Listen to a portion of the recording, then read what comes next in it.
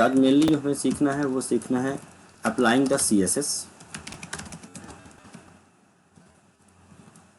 With the HTML। और एक control कल रह गया था, उसको भी कंप्लीट करेंगे। पहले कल एक छोटा सा एक कंट्रोल स्किप हो गया, उसका नाम था टेक्स्ट एरिया कंट्रोल। तो टेक्स्ट एरिया पहले देखेंगे, then we will start with the CSS। तो पहले यही देख लेते हैं what is text area control. ठीक है, सिमिलर टू टेक्स्ट बॉक्स, जैसा हमने टेक्स्ट फील्ड और पासवर्ड फील्ड और नंबर फील्ड पढ़ा था, जिसमें हम इनपुट ले रहे थे यूजर से यूजिंग द कीबोर्ड। तो for the same purpose text area is also used, but difference क्या रहेगा? Text area will permit to enter the multiple lines of text. तो जब आप मल्टी लाइन टेक्स्ट इंसर्ट करना चाहते हैं, मैसेज इंसर्ट करना चाहते हैं, then we use text area. It is also an input control, but it will permit to type the multiple line of the text.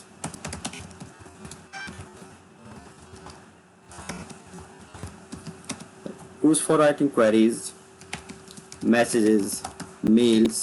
जब हमें ये सब चीज़ राइट करनी होगी तब हमें ज़रूरत पड़ेगी टेक्स्ट एरिया की।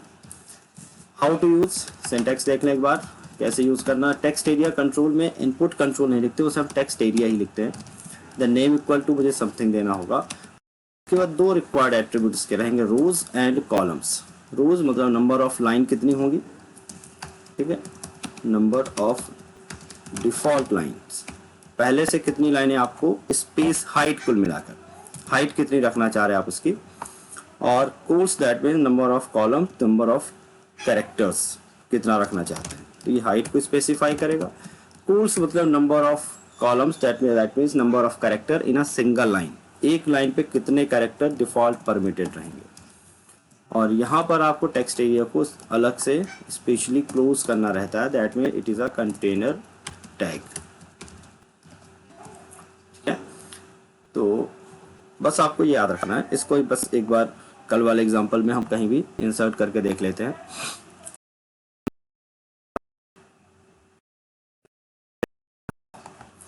कल एक वर्क भी दिया था हमने, लाइएगा यूट्यूब से, जो कि हाइपर लिंक के थ्रू दिखाना रहेगा। तो उसका मैं सॉल्यूशन आज नहीं दूंगा, अगर किसी ने बना लिया तो मुझे वो ग्रुप में या फिर नंबर उसकी।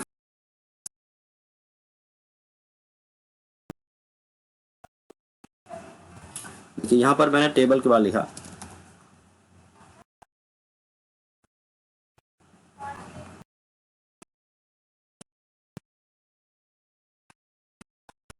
इंटर सब।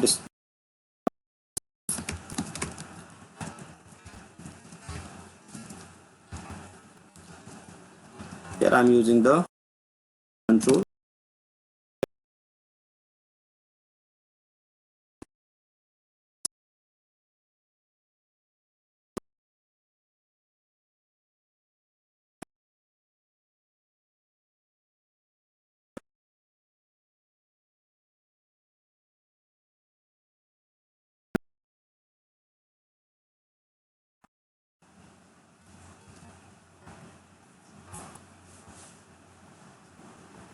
कल का फॉर्म था हमारा, और इस कल फॉर्म पे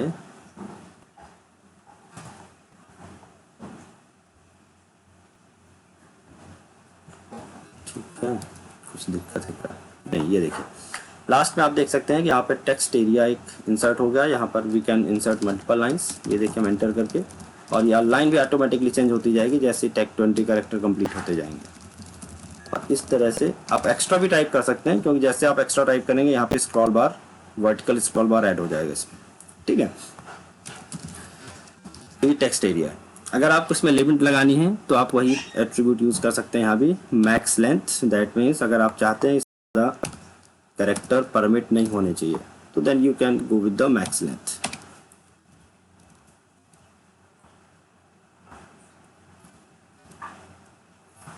क्लियर है? तो मैक्स लेंथ सपोज कीजिए मैंने दे दिया 160, तो we can type the description under 160 character.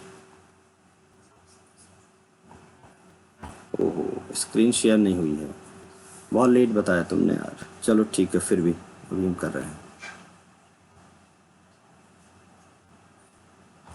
मतलब नोटपैड वाली दिख रही थी आपको, केवल हमने कोडिंग जो लिखी वो नहीं लिखी थी, है ना। ठीक है, देखिए कोई बात नहीं। यहाँ पर जो मैंने यहाँ लिखा हुआ था टेक्स्ट एरिया, इसको हमने कल वाले एग्जांपल में, कल का एग्जांपल हमारा बना हुआ था, ये देखिए कल के एग्जांपल पे लास्ट पे गए, हमने लिखा enter some description about yourself. ठीक है, यहाँ पे text area name equal to description दे दिया, रोज इक्वल टू 10 दे दिया, एंड कोल्स इक्वल टू 20 दे दिया, मैक्स लेंथ हमने दे दिया 160। बस इतना सा हमने डिस्क्रिप्शन लिखा और इसको हमने रन किया है, कल वाले एग्जांपल को रिफ्रेश कर दिया। एग्जाम्पल ऊपर का सब कुछ सेम है, नीचे आपको जाके दिखेगा, यहाँ पर देखिए डिस्क्रिप्शन के लिए एक मल्टी लाइन टेक्स्ट फील्ड दिख रहा है। यहाँ पे आप जब भी टाइप करेंगे तो 20 कैरेक्टर के बाद लाइन चेंज हो जाएगी, देखिए automatically line will be changed. और ये लाइन कहाँ तक जा सकते हैं, 10 लाइन तक हम डायरेक्टली टाइप कर सकते हैं, उसके बाद वर्टिकल स्क्रॉल बार ऐड हो जाएगा। ये देखिए, इसके बाद अगर हमने टाइप किया, अब टाइप ही नहीं हो रहा क्योंकि हमने मैक्स लेंथ डाल दिया, बट अगर मैक्स लेंथ नहीं होती तो यहाँ पे साइड में वर्टिकल स्क्रॉल बार आ जाता और हम और भी टाइप कर सकते थे। जैसा भी अगर मैं आपको दिखाऊं, इसका साइज मैंने अगर कम कर दिया, ये देखिए हमने हाइट कम कर दी, और ये देखिए मैंने इसको डिलीट किया, थोड़ी सी हाइट कम कर दी। अब मैं जब यहाँ टाइप करूँगा तो ऑटोमेटिकली ये देखिए साइड में वर्टिकल स्क्रॉल बार ऐड हो जाएगा। तो this is the text area control. ठीक है, चलिए नेक्स्ट टॉपिक शुरू कर रहे हैं हम आज का, वो रहेगा CSS कैस्केडिंग स्टाइल शीट। अब स्क्रीन वगैरह सब कुछ शेयर हो रही है ना।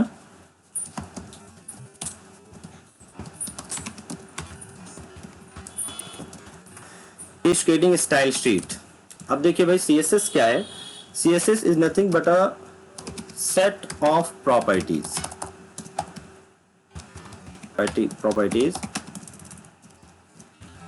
which can be applied with any HTML element। HTML में अगर हम एट्रीब्यूट प्रॉपर्टी की बात करें तो हमारे पास टैग के साथ एट्रीब्यूट मिलते हैं। जैसे बॉडी है तो बॉडी के साथ हमने देखा बीजी कलर, अगर हमने टेबल देखा तो विड्थ हाइट, TD देखा तो उस पर हमें क्या मिला, रो स्पैन, कॉल स्पैन। तो ये जो एट्रीब्यूट है they are that basically properties of tag. लेकिन CSS में एक लिमिटेशन, सॉरी HTML में एक लिमिटेशन है कि हर टैग का अपना पर्टिकुलर एट्रीब्यूट है। अगर मुझे हेडिंग का बैकग्राउंड चेंज करना तो हम नहीं कर सकते, क्योंकि बीजी कलर हेडिंग में नहीं दिया HTML ने, उसने सिर्फ किसमें दिया है, बॉडी पर और टेबल पर। उसी तरह से अगर हम और भी किसी चीज में प्रॉपर्टी सेट करना चाहते हैं, कि जैसे कलर प्रॉपर्टी हम जा रहे हैं, तो मुझे एडिशनली फॉन्ट टैग लगाना पड़ता है। हम चाह रहे हैं कि डिवीजन या पैराग्राफ या टेबल हम डायरेक्ट कलर इक्वल टू लिख दें तो नहीं लिख सकते। तो इस प्रॉब्लम को ओवरकम करने के लिए एक अलग से शीट बनाई गई है, दैट मीन्स अलग से प्रॉपर्टी का सेट बनाया हुआ है जिसको CSS कहते हैं। और CSS is a set of global properties. Global that means they can not bound to any tag. आप इन्हें किसी भी टैग के साथ यूज कर सकते हैं। बेसिकली अगर हम समझें इसे, अपने जनरल लैंग्वेज में समझते हैं इसे, तो समझिए सपोज कीजिए कि अगर मुझे कोई डिजाइन बनानी, suppose we are building our home, ठीक है, कोई हमने बिल्डिंग बनाई, तो बिल्डिंग बनाने के लिए जो ब्लॉक्स होंगे वो HTML है। That means we need roof, we need window, we need doors, हमने सब चीजें लगा ली। बट डेकोरेट करने की जब बात आएगी तो वी नीड सब कलर्स। तो कलर्स को हम क्या मानेंगे, CSS। कलर हम अप्लाई कर सकते हैं, पेंट अप्लाई कर सकते हैं, बट उसके लिए पहले कोई डोर विंडो होनी चाहिए उसी पर। तो same way we can not use CSS individually. Whenever we want to use the CSS, first of all we have to create the HTML page, then we can apply the CSS property over them। तो first of all इस चीज को याद रखना आपको कि CSS individually use कभी नहीं होगी, कि हमेशा किसी न किसी CSS के साथ, सॉरी किसी न किसी HTML के साथ ही यूज हो सकती है। तो CSS are the global properties.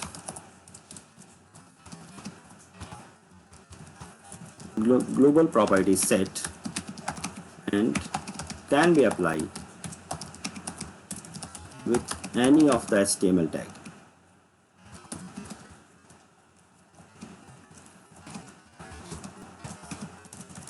Mainly work क्या है, use to decorate the page. ठीक है, that means look and feel को थोड़ा और बेहतरीन कर देता है। डिजाइनिंग को बेहतरीन करने के लिए CSS आया। हाउ टू यूज, ठीक है, CSS यूज करने का सबसे पहले देख लेते हैं, 3 तरीके होते हैं। There are 3 ways of using CSS: inline CSS, page level CSS and external CSS। Page level को ही we can also say internal CSS। Inline, page level और external. Inline CSS work similar to attribute of tag and effects only at one place। अगर हमने कोई heading बनाई हुई है और हेडिंग में हमने इनलाइन CSS का यूज करके H1 में या H2 में हमने कलर चेंज किया, तो जहां पर हमने उस CSS को यूज किया जिस लाइन पर, वो हेडिंग तो हमें चेंज दिखेगी, बट अदर लाइन पर अगर हमने H1 H2 यूज किया और वहां पे CSS यूज नहीं किया तो वहां इसका कोई इफेक्ट नहीं आएगा। तो ये एट्रीब्यूट की तरह काम करेगा, जहां पर आपने लगाया वहीं पर केवल इसका इफेक्ट देखने को मिलेगा। ठीक है, पेज लेवल का काम क्या रहेगा?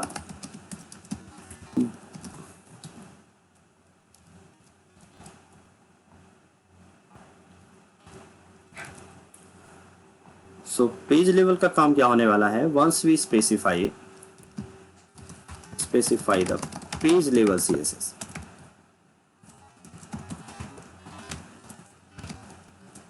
then it will be applied with the tag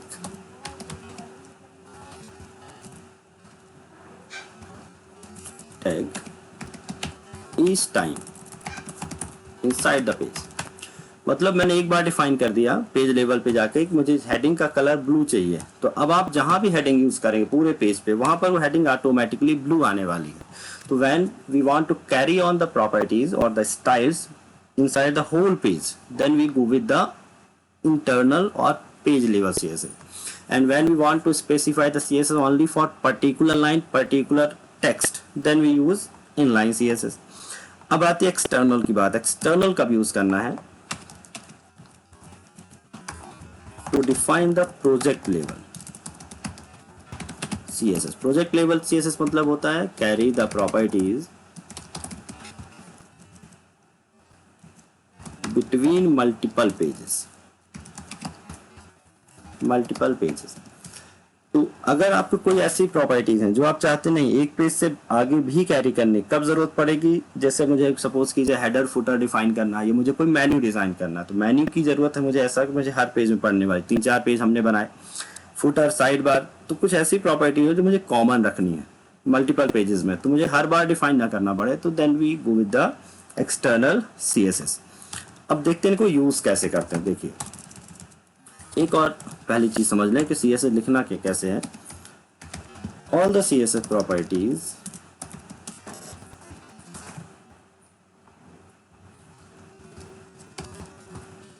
are written in the following form.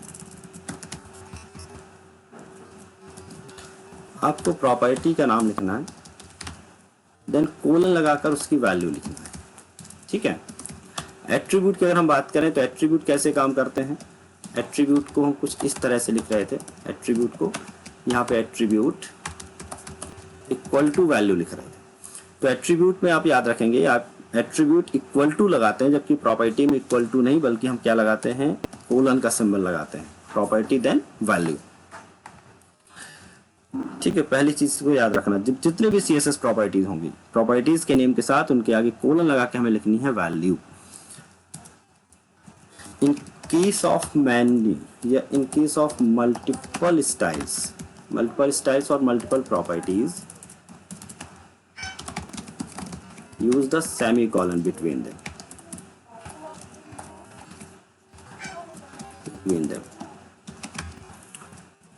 Attribute कहता है आपको स्पेस देते चले जाएं, लेकिन CSS कहता है कि आपको स्पेस से काम नहीं होने वाला। एक प्रॉपर्टी के बाद जब आपको दूसरी प्रॉपर्टी लिखनी है, property 1 then value, then semicolon property 2 dot value then semicolon। इस तरह से आप मल्टीपल प्रॉपर्टीज लिख सकते हैं, बट बीच में क्या लगाना होगा? सेमीकोलन।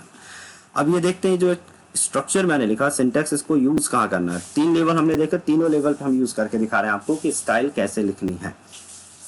अब पहले सम प्रॉपर्टीज की बात कर लें कि कौन कौन सी प्रॉपर्टीज हम यूज करेंगे। तो फिलहाल कुछ प्रॉपर्टी का नाम मैं दिखा रहा हूँ यहाँ पे। कलर, अगर CSS में कहीं कलर प्रॉपर्टी होती है use to set text colour. अगर कहीं बैकग्राउंड कलर लिखना तो बैकग्राउंड कलर को बैकग्राउंड कलर लिखा जाता है।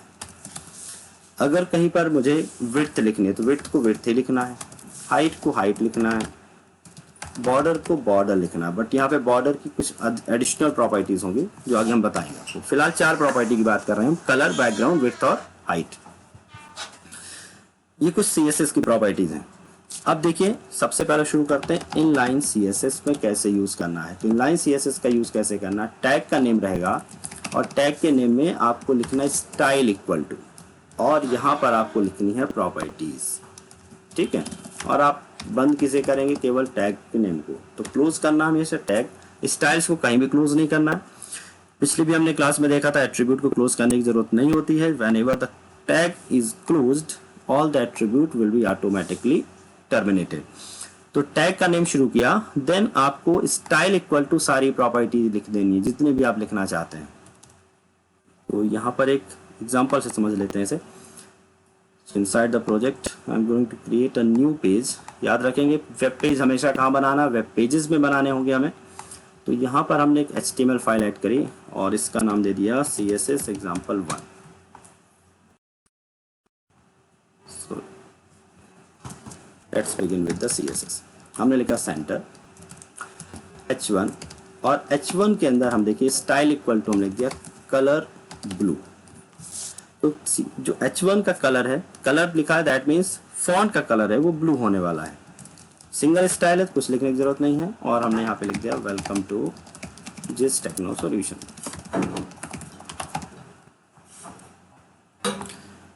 देन हमने लिखा HR। अब HR में हमने पहले 3 एट्रीब्यूट पढ़ाए थे। जब आप स्टाइल यूज करेंगे तो किसी भी अदर एट्रीब्यूट की जरूरत नहीं पड़ने वाली है, सारा कुछ हम स्टाइल से कर लेंगे।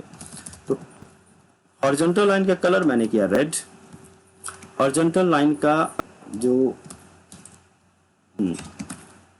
कलर लिख, लाइन के कलर को कलर कहेंगे या फिर हम बैकग्राउंड कलर कहेंगे। इसको एक बार चला के देखते हैं हम। हमने इसे किया रन फाइल। तो वेलकम टू जिस्ट आ रहा है, हॉरिजॉन्टल लाइन का कलर दिख नहीं रहा है। तो एक काम करते, थोड़ी सी इसकी हाइट बढ़ा देते हैं। हाइट हमने कर दी 5px। हाँ, तो यहाँ पे कलर नहीं भरना पड़ेगा कलर, तो मुझे इसको यूज करना होगा बैकग्राउंड कलर। बैकग्राउंड कलर यहाँ पे देखिए आपको हिंट भी बराबर मिलती रहेगी, आप इनको यूज कर लें। और हमने किया रिफ्रेश। यहाँ पर हमने किसका यूज किया है, CSS का। तो दैट मीन्स अगर हमने CSS की कुछ खास प्रॉपर्टी पढ़ ली तो मुझे इंडिविजुअल टैग की अलग अलग प्रॉपर्टी पढ़ने की जरूरत नहीं पड़ेगी, ठीक है। अब बॉडी में भी उसी तरह से यूज करते। देखिए बॉडी में अगर मुझे यूज करना होता तो हम लिखते स्टाइल और हमने लिख दिया बैकग्राउंड कलर। अभी जिन प्रॉपर्टीज की बात करें केवल उनकी हम चर्चा कर रहे हैं। तो बैकग्राउंड कलर, इसका सपोज कीजिए हमने दे दिया। यहाँ से देखिए कलर भी हम सेलेक्ट कर सकते हैं, बहुत सारे ऑप्शन मिल जाएंगे। हमें जो भी कलर चाहिए हो हम यहाँ सेलेक्ट कर सकते हैं, नाम ऑटोमेटिकली ले लेगा। बॉडी का भी बैकग्राउंड कलर चेंज हो गया। विड्थ और हाइट देखिएगा, अगर मैंने यहाँ पे जिस टेक्नो सॉल्यूशन में बैकग्राउंड कलर लगाया, मोर देन 1 प्रॉपर्टी अगर आपको यूज करनी है तो सेमीकोलन लगाया हमने और यहाँ पे लिखा background colour. Background colour suppose कीजिए हमने इसको ब्लू लिखा था तो इसका हमने रेड कर दिया।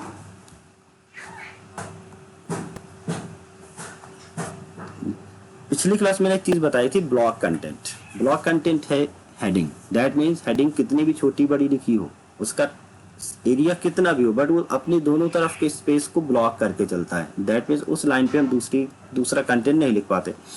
अब ये मुझे सपोज कि पूरे पे नहीं चाहिए तो फिर हम इसको विड्थ भी सेट कर सकते हैं। विड्थ और विड्थ हमने दे दिया। CSS में जब भी आप किसी विड्थ या हाइट की बात करेंगे तो यहाँ पर एक चीज कंपलसरी लगाना, px for pixel and VH लिख देते हैं अगर आपको परसेंटेज के फॉर्मेट में देखना है। या फिर हमने लिख दिया ऑटो। विड्थ क्या लिख दिया हमने, ऑटो काम नहीं कर रहा। दैट मीन्स हमने यहाँ पे परसेंटेज लगाया क्योंकि हेडिंग ऑटोमेटिकली ही पूरी विड्थ को लेके रख रही है, तो हमने लिखा 150px, 150px फॉर 150 पिक्सल। तो देखिए विड्थ हमने कम कर दी तो जो टेक्स्ट थे ऑटोमेटिकली ब्रेक हो गए। तो विड्थ के हिसाब से टेक्स्ट क्या हो रहे हैं, ब्रेक हो रहे हैं। विड्थ हमने थोड़ी सी और बढ़ा दी, यहाँ पे हमने 400 पिक्सल किया। देखिए जिस हिसाब से हम विड्थ सेट करेंगे उतना ही बैकग्राउंड कलर ऑक्यूपाई करेगा। तो ये हमने देखा इनलाइन सीएसएस लगाना। प्रॉपर्टीज अभी बहुत सारी पढ़नी है, अभी हम केवल स्टाइल समझ रहे हैं कि इनलाइन और पेज लेवल और एक्सटर्नल कैसे यूज करना है। अब हमने क्योंकि इनलाइन पढ़ा, तो इनलाइन की दूसरी प्रॉपर्टी क्या बताई हमने कि केवल एक ही लाइन पे काम करेगी। अगर मैंने अगेन यूज किया H1 और हमने यहाँ लिखा आर कोर्सेज और हमने इसे फिर से देखिए रिफ्रेश किया, तो इस H1 पर कोई इफेक्ट नहीं है। So it will work only at the place where we apply it. तो नेक्स्ट टाइम पर इनलाइन सीएसएस कोई भी इफेक्ट नहीं डालेगी।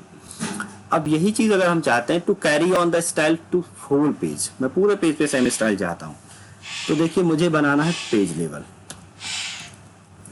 ये हो गया इनलाइन, इसका भी एग्जांपल मैंने यहाँ पर आपके टेक्स्ट में रख दिया,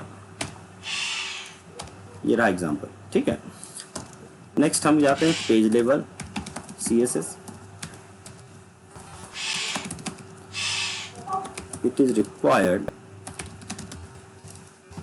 व्हेन वी वांट, ये तो पहले लिख चुके हैं, तो हम सिर्फ देखते हैं हाउ टू अप्लाई, ठीक है। हाउ टू अप्लाई की बात करते हैं। तो apply the page level CSS, go to the head section, go to the head section and put the style tag inside head and slash head। head और slash head के बीच में आपको style tag लगाना है and then define the styles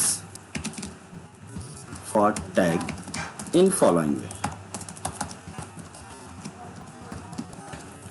कैसे बना, देखिए हमने लिखा हेड सेक्शन पे गए, सबसे ऊपर क्या रहेगा बॉडी, बॉडी के बाद शुरू होगा हेड, हेड के बाद शुरू हो जाएगा टाइटल। टाइटल आपने लिखा, टाइटल लिखा रहने दीजिए। टाइटल के बाद हमने शुरू किया स्टाइल। अब देखिए हेडिंग की स्टाइल बनाई तो H1 लिखना है, then we start with the curly bracket और यहाँ पर आपको स्टाइल्स डिफाइन कर देनी है, ठीक है। अब यहाँ पे स्टाइल हमने दे दिया colour blue and background colour, background colour हमने सपोज कीजिए दे दिया, रेडी कर देता। ये H1 की स्टाइल हो गई। फिर हमने H2 की स्टाइल भी यहाँ बना दी।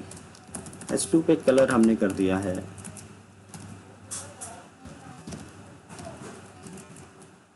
कलर रेड कर दिया एंड बैकग्राउंड कुछ भी नहीं दिया, सपोज कीजिए।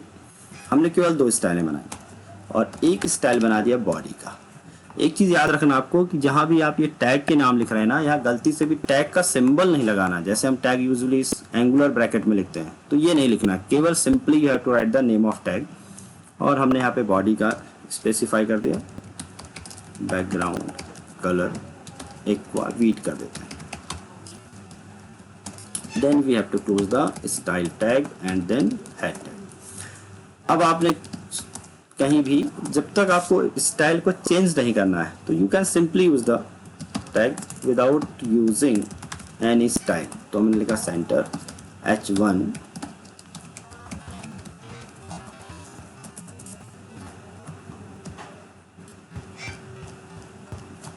1 minute, it's taking a solution।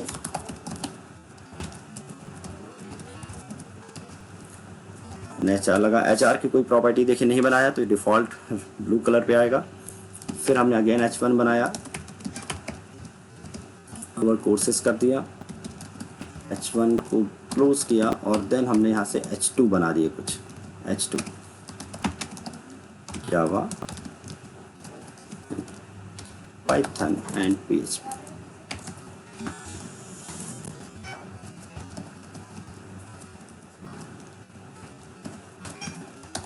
Close the body tag and close the HTML tag। इसको इसको हम यहीं से कॉपी कर लेते हैं और वहां पर हम एक बार रन करके देख लेते हैं। बॉडी से ऊपर एक बार HTML शुरू कर लेंगे हम लोग। बॉडी यहाँ पे गलत हो गया भाई, बॉडी से शुरू नहीं होती चीज़ें, यहाँ पे मिस्टेक हो गया। बॉडी से नहीं, कहाँ से शुरू होती है हमारी चीज़ें? HTML। तो फर्स्ट ऑफ ऑल HTML है टाइटल, देन बॉडी शुरू करना था। तो ये हमने किया कॉपी और हम इसे करते हैं अनदर पेज पे रख।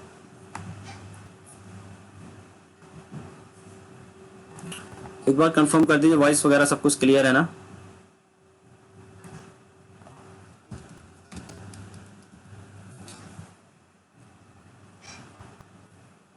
तो देखिए हमने यहाँ से इसको रिप्लेस किया और हमने इसे एज यूजुअल किया यहाँ से रन। तो यहाँ पर देखिए मैंने पहली बार H1 यूज किया, वहां भी सेम एट्रीब्यूट यूज और सेम प्रॉपर्टी कैरी हो रही हैं, blue and red. Next time पे और कोर्सेज पे यूज किया, वहां भी ब्लू एंड रेड, और नीचे जो H2 है वो रेड कलर से थे। तो मुझे दोबारा कहीं भी उसे इम्प्लीमेंट नहीं करना। बट एक चीज को याद रखना, हर एक के अपने प्रोज एंड कॉन्स होते हैं। अगर आपको लगता है कि पूरी चीजें कैरी करनी है तो आप पेज लेवल बनाओ। अगर आपको लगता है नहीं मुझे जहां पर स्पेसिफाई करना है वहां पे खुद ही स्पेसिफाई करेंगे, तो वहां पर आप क्या बनाइए, इनलाइन। या इनका भी सॉल्यूशन आगे मिलेगा क्लास एंड जब आईडी पढ़ाऊंगा। कई बार ऐसा होता है कि हम स्टाइल बनाकर रख लेते हैं बट उनकी प्रॉपर्टीज को हम कॉलेबल बनाना चाहते हैं, जस्ट लाइक अ फंक्शन कि हमने फंक्शन बना के रखा हुआ है, जब जरूरत होगी उसे हम कॉल कर लेंगे। तो उस चीज को भी आगे हम देखेंगे कि अगर हम कोई इनबिल्ट प्रॉपर्टीज बना के रखना चाहते हैं या as a group of property बना के रखना चाहते हैं और हम एज पर रिक्वायरमेंट उसे किसी भी टैग के साथ इंप्लीमेंट करना चाहते हैं, तो क्लासेस बना के हम रख सकते हैं। तो फिलहाल ये चीज कॉन्सेप्ट क्लियर हो गया होगा कि पेज लेवल पे क्या होगा कि आपको कहीं भी करनी है कैरी पूरे पेज पर, तो आपको पेज लेवल बनाना है। लेकिन एक नोट यहाँ याद रखिएगा, if you want to override the page level CSS, then define the inline CSS. It will work in the way of, in the manner of inheritance. Inheritance का मतलब यह है ओप्स में कि अगर आपने कोई क्लास बनाई है और उसका कोई चाइल्ड बनाया है तो उसकी जो एट्रीब्यूट्स हैं, प्रॉपर्टीज हैं, वो पेरेंट क्लास से इनहेरिट हो जाती हैं। तो यहाँ पे इनहेरिटेंस मैनर का मतलब यह है कि अगर मान चलिए मैंने यहाँ पर H1 और H2 डिफाइन किया हुआ है, अब नीचे जब मैंने यहाँ पे H1 बनाया, पहली बार तो ठीक है जिस टेक्नो सॉल्यूशन, लेकिन दूसरी बार हम चाहते हैं कि आर कोर्सेस में बैकग्राउंड कलर मुझे येलो चाहिए। हाँ ये चीज़ ठीक है, रेडी, या यहाँ पर जो टेक्स्ट का कलर है मुझे लिखा हुआ है ब्लू कलर ठीक है, बट मुझे बैकग्राउंड कलर चेंज करना है। तो कहीं भी अगर आपको प्रॉपर्टी ओवरराइट करनी है तो आप वहाँ पर अलग से इनलाइन लगा सकते हैं। तो हमने यहाँ पे स्टाइल इक्वल टू लिखा और सिर्फ क्या चेंज किया, बैकग्राउंड कलर सपोज कीजिए मैंने कर दिया ये येलो, ठीक है, मैंने सिर्फ बैकग्राउंड कलर चेंज किया। अब यहाँ पे देखेंगे कि मैंने बैकग्राउंड तो कलर चेंज किया बट मैंने टेक्स्ट का कलर चेंज नहीं किया। तो टेक्स्ट का जो कलर है वो इनहेरिटेड हो जाएगा। दैट मीन जो जितनी भी प्रॉपर्टीज हैं वो कहाँ से इनहेरिट हो रही है, ऑटोमेटिकली इस पेज लेवल से, लेकिन ओवरराइडिंग हो रही है। जो भी आपने यहाँ पे लोकल प्रॉपर्टीज जितनी भी मिलेंगी दे विल बी ओवररिडन। वो हमेशा फर्स्ट प्रायोरिटी किसको देगा, इनलाइन को। तो सारी प्रॉपर्टीज पहले इनहेरिट हुई हैं, लेकिन कहाँ से इनहेरिट हुई है, पेज लेवल से। बट जितनी भी आपने यहाँ पे बना दी वो हो गई ओवरराइट, और बाकी जो बची वो वही वाली काम करेंगे जो हमने पेज लेवल पे बनाया था। तो किसी भी एट्रीब्यूट को हम कभी भी ओवरराइट कर सकते हैं, किसी भी सीएसएस को, बट क्या बनाकर, इनलाइन सीएसएस बनाकर। जो रिमेनिंग बच गई वो पिछली से या तो पेज लेवल से या फिर एक्सटर्नल लेवल से इनहेरिट हो जाएंगी। ठीक है, चलिए नेक्स्ट देखते हैं।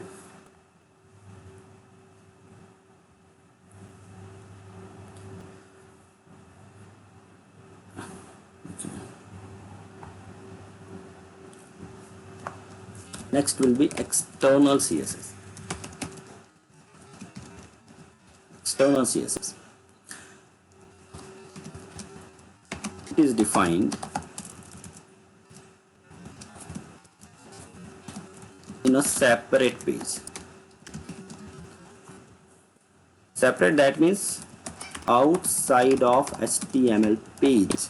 अभी हमने सारा जो CSS बनाया HTML पेज पे ही बनाया हुआ है। तो लेकिन जो एक्सटर्नल होंगी वो सेपरेट पेज में बनेंगी। Extension of file CS file will be .css। अब एक चीज और याद रखना कि उसको आप सेव करेंगे तो .css एक्सटेंशन होना चाहिए। हालांकि नेटबीन पे मैं सीधे CSS ऐड करूंगा पेज स्केलिंग स्टाइल शीट तो ऑटोमेटिकली उसका जो एक्सटेंशन है .css ऐड कर लेगा। बट आपको पता होना चाहिए कि जब एक्सटर्नल CSS उनकी जो नाम होगा फाइल का उसमें .css लगना जरूरी है। अब क्या करना उसे, नाउ जब आपने ये सब काम कर लिया, सेपरेट फाइल बना ली, define side separate page, extension with .css, then अब क्या करना है आपको, link the file CSS file in each of the HTML page where you want to apply the defined CSS। तो आपने एक बार डिफाइन कर लिया, अब आपको जिन पेजेस में चाहिए वो स्टाइल वहाँ उस पेज को CSS को आप लिंक कर दीजिए। अगर आप लिंक नहीं करेंगे तो पेज पे स्टाइल नहीं आएगी। अगर आपने लिंक कर दिया तो हर एक पेज पर वो स्टाइल्स काम करने शुरू कर देंगी। लिंकिंग के लिए क्या प्रोसेस रहेगी, देखिए आपको यूज करना link tag, go to head section, use link tag, link style equal to type equal to लिखना है आपको text/css। ये एट्रीब्यूट है, याद रखेंगे इसको, इंपॉर्टेंट है। text/css rel इक्वल टू आपको लिखना है स्टाइल शीट और आपको लिखना है href equal to name of the file. जो भी आपकी फाइल का नाम है वो आपको लिखना है और यहाँ पर इसे क्लोज कर देना है। ठीक है, तो देखिए कैसे बनाना है। सबसे पहले आपको प्रोजेक्ट में जाना होगा। प्रोजेक्ट में वेब पेज पे जाना है और आपको राइट क्लिक करके यहाँ पर देखिएगा कैस्केडिंग स्टाइल शीट का ऑप्शन मिल जाएगा। यहाँ पर देखिएगा मेरा माउस यहाँ पर है, कैस्केडिंग स्टाइल शीट। अगर यहाँ नहीं मिलता है आप में तो घबराना नहीं, आपको अदर्स पे चले जाना है और अदर्स पे जाने के बाद यहाँ पे HTML/JavaScript लिखा है, यहाँ पे जाएंगे और यहाँ से इस लिस्ट में जाकर आपको सर्च कर लेना है। तो पहली बार हो सकता है कि आप में ना दिखे यहाँ, और एक बार अगर आपने ऐड कर लिया तो फिर अगली बार से यहाँ लिस्ट में दिखना शुरू हो जाएगा। तो चलिए हम यहीं से ऐड कर लेते हैं। हमने स्केटिंग स्टाइल शीट किया, न्यू CSS की जगह मैंने लिख दिया माई CSS। ठीक है, यह हमने लिख दिया माई स्टाइल्स, देन एंटर किया। अब देखिए माई स्टाइल्स .css ऑटोमेटिकली ऐड हो गया है। फाइल के नेम में अगर आप जाके देखेंगे तो यहाँ पर देखिए माई स्टाइल .css। यहाँ पर आपको इस सब कुछ हटा देना है, कोई काम का नहीं, कमेंट। यहाँ पर हमें सिर्फ टैग के नेम और जो भी हम डिफाइन करना चाहते हैं वो आप लिख दीजिए। अभी हमने सिर्फ कुछ स्टाइल पढ़ी है तो केवल उन्हीं को यूज कर रहे हैं। बैकग्राउंड कलर देखिए हमने दिया एक्वा एंड कुछ एक प्रॉपर्टी और देखिए चलते फिरते हम देख सकते हैं, ज़्यादा समझ नहीं लगता। एक होता है मार्जिन। यहाँ पे जितने भी CSS होंगे उनमें एक चीज़ कॉमन होने वाली है, if they are comprises of more than one word then the hyphen will be used among them। सब लोअर केस में रहेंगे बट उनके बीच में हाइफन आएगी। जैसे अगर मैं बात करूँ मार्जिन लेफ्ट लिखें तो मुझे लिखना होगा मार्जिन लेफ्ट। ठीक है, मार्जिन लेफ्ट और हमने दे दिया सपोज कीजिए यहाँ पे 100 px। देन हमने डिफाइन किया हुआ h1 को, h1 पे डिफाइन किया हमने, h1 का कलर ब्लू कर दिया। देन हमने डिफाइन किया है h2 को और h2 पे हमने लिख दिया कलर इसका रेड किया। और एक और डिफाइन करना है डिवीजन। डिवीजन पे हमने एक प्रॉपर्टी लगा ली है फॉन्ट फैमिली। आगे प्रॉपर्टीज मिलेंगी बट थोड़ा सा देखते चले जाएं। एक चीज कॉमन आपको दिख रही है, जहां भी ऐसे CSS हैं जिनकी मल्टीपल वर्ड्स में जिनका नाम लिखा हुआ है प्रॉपर्टीज का, वहां पे आपको हाइफन लगाना है। हम जब HTML पढ़ रहे थे वहां पे फॉन्ट टैग था और फॉन्ट टैग में हम फेस इक्वल टू लिख रहे थे। यहाँ पे फॉन्ट फैमिली में लिखना है। फैमिली में हम कोई भी फैमिली हमने फॉन्ट का नेम दे दिया, या फैमिली का नाम दे सकते हैं सेरिफ, सन सेरिफ। हमने यहाँ पे फॉन्ट का नेम ही चलिए दे दिया, मैग्नेटो कर देते हैं।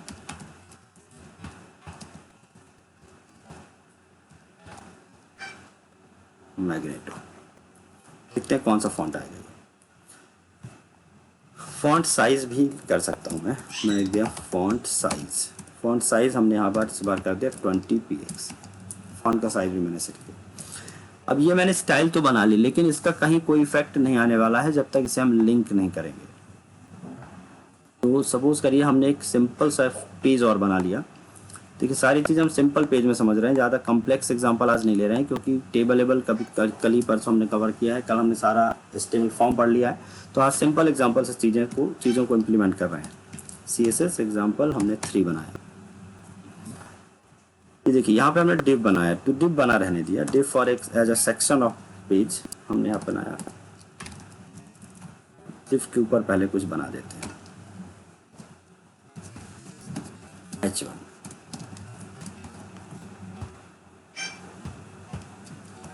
अबाउट जस्ट, फिर हमने यहाँ लिखा HR H2।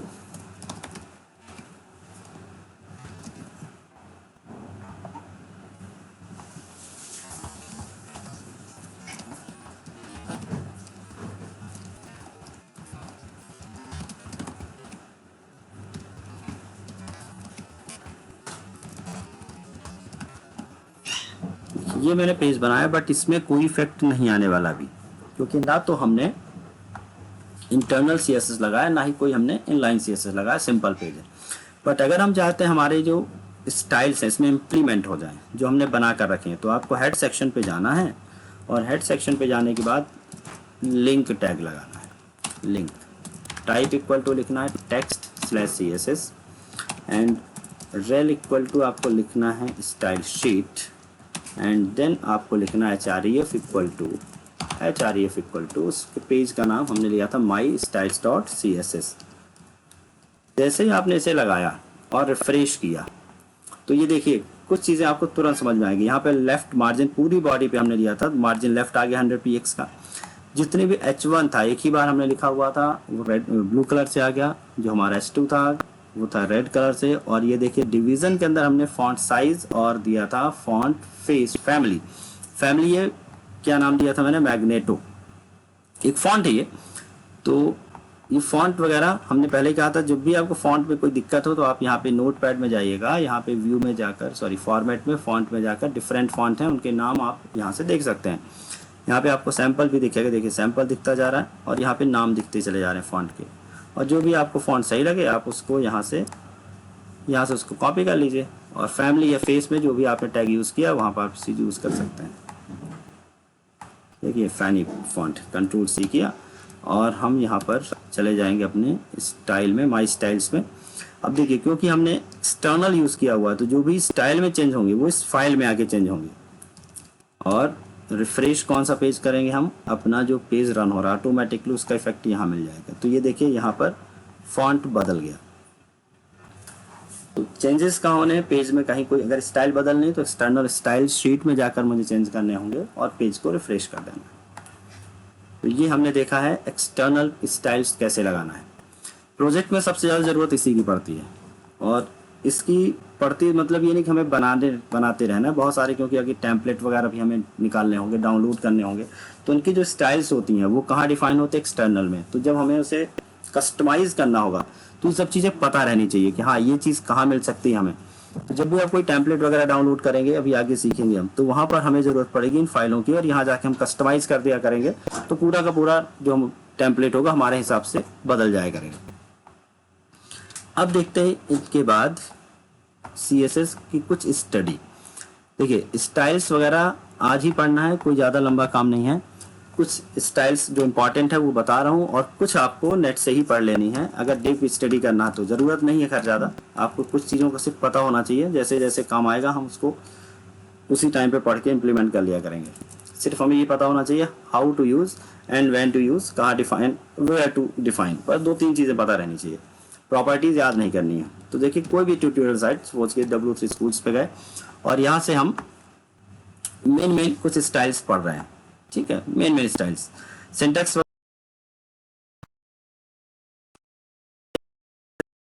से जावा या सी प्लस प्लस में कमेंट, आपको स्लैश स्टार से कमेंट लिखनी है और स्टार स्लैश से बंद कर देनी है। कोई भी CSS अगर आप चाहते हैं किसी भी टाइम पर डिसेबल करना है, जैसे देखिए बॉडी मार्जिन को डिसेबल करना है, तो हमने लिखा slash star and star slash, तो ये वाली CSS काम करना बंद कर देगी। आपको वापस पेज को जाकर एक बार रिफ्रेश करना होगा, ठीक है। पेज को जाके देख, तो ये देखिए जो मार्जिन था वो चला गया, तो कमेंट आपने समझ लिया। तो इस तरह से फटाफट अपन देख लेते हैं जो मेन हमने पहले ही कहा कि ज़्यादा नहीं है CSS कोई टिपिकल चीज़। कलर्स वगैरह देख लेते हैं। देखिए कलर दो हमने कलर देखे हैं, कौन कौन से फॉन्ट के कलर एंड बैकग्राउंड का कलर। कलर के लिए हमें कलर प्रॉपर्टी यूज़ करनी है और कुछ कलर्स के नाम देखिए यहाँ पे लिखा हुआ, ऑरेंज है, डार्क ब्लू है, मीडियम, स्टार, वायलेट, स्लेटी, ग्रे, बहुत सारे कलर हैं। कलर सेट करने के तीन मेथड्स हैं। पहला तो मेथड ये हुआ कि आप कलर का नेम यूज़ कर लें। दूसरा मेथड ये होगा कलर को आप मिक्स कर लें। कई बार ऐसा होता है कलर्स जो कि जिनका नेम तो हर एक कलर का नहीं हो सकता, कुछ ऐसे कलर होते हैं जो रेड ग्रीन ब्लू को मिक्स करके हम बनाते रहते हैं, तो इतने सारे नेम हम याद नहीं कर सकते। तो कलर को मिक्स करके अगर आपको कलर बनाना है रेड ग्रीन ब्लू से, तो देखिए उसका तरीका क्या है। किसी भी कलर को कि अगर हम डिजिटल वैल्यू की बात करें, डिजिटल वैल्यू रेड ग्रीन और blue, red green and blue की अगर हम बात करें तो इनकी जो डिजिटल वैल्यू है 0 से लेके 255 के बीच होती है। 0 मीन्स नो कलर, 255 में फुल कलर। फॉर्मेट होता है RGB और यहाँ पे रेड की वैल्यू, ग्रीन की वैल्यू और ब्लू की वैल्यू लिखनी है। तो सपोज कीजिए अगर मैंने RGB लिखा 000 कोई कलर नहीं है, that means it will indicate the black colour. If we put all the values completely 255, 255 and 255, तो इसका मतलब है सारे colour, that means white colour. इसका मतलब है कौन सा कलर, वाइट कलर। RGB अगर मुझे केवल रेड चाहिए तो मैंने यहाँ पे 255 एंड 00 किया, इसका मतलब रेड, आप समझ गए होंगे। RGB अगर मुझे ग्रीन चाहिए तो ये सब 0 किया, इसको मैंने यहाँ पे किया, इसको भी 0 किया, तो यहाँ पे ग्रीन कलर आया। इसी तरह से आप ब्लू कलर करेंगे, लेकिन हम मिक्सिंग भी कर सकते हैं। RGB हमें सारे कलर थोड़े थोड़े चाहिए, इसको हमने 200 किया, इसको 100 किया और इसको सपोज कीजिए हमने 0 ही रहने दिया, तो एक नया कलर बनेगा, ठीक है। अब कलर को देख के समझ में आएगा कौन सा, जैसे रेड और ग्रीन को मिला दिया हमने तो येलो बन जाएगा, पूरा मिला दिया तो येलोइश कलर थोड़ा सा रहने वाला है इसमें। तो इस तरह से आप मिक्स करके कलर बना सकते हैं। तो चलिए इस फंक्शन के थ्रू कलर बना के देखते हैं। हम यहाँ गए बैकग्राउंड में, एक्वा लिखा था, इसको एक्वा को हमने हटाया, या फिर यहाँ देखिएगा इस ब्लू कलर को या रेड कलर को हम यहाँ से कमेंट कर रहे हैं, हमने इसको किया कमेंट और हम लिखा कलर RGB, ठीक है। RGB लिखा और RGB में हमने 200, 100 एंड 0 मिला दिया। देखते हैं कलर किस तरह से बनता है।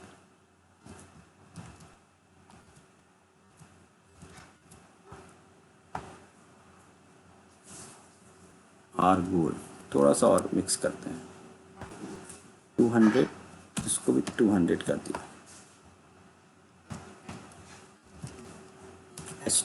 H2 पे ध्यान देना। ये देखिए H2 का कलर बदलता जा रहा है, ठीक है। अगर मैं रेड और ग्रीन पूरा मिला दिया तो आई थिंक ये येलो हो जाना चाहिए। 255 एंड 255, 255 एंड 255, फिर हमने इसे किया रिफ्रेश। ये देखें, तो इस तरह से आप कलर को मिक्स करके भी बना सकते हैं। तो ये भी पता रहना चाहिए कि RGB से वैल्यू कैसे बनती है। तो इस तरह की डिटेलिंग के लिए आप यहाँ पे थोड़ा सा स्टडी कर लीजिएगा। मैंने फंक्शन बता दिया है RGB, देखिए यही फंक्शन है। एक और फंक्शन होता है हेक्साडेसिमल वैल्यू करके। रेड ग्रीन और ब्लू की वैल्यू आप किसके फॉर्मेट में दे सकते हैं, हेक्साडेसिमल।